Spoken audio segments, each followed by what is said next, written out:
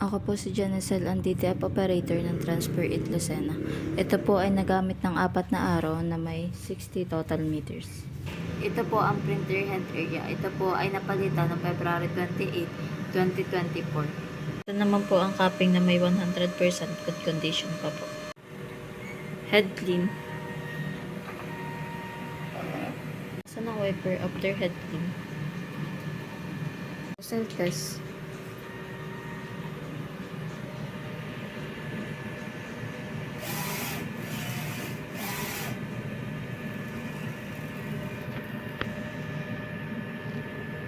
Yung tank naman ay tama lang ang level.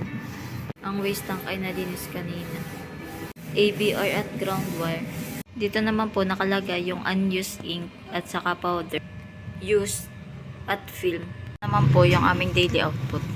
Naman po yung nagamit naming white. 2 white at 2 powder. Ito naman po yung DTF maintenance checklist. Thank you po.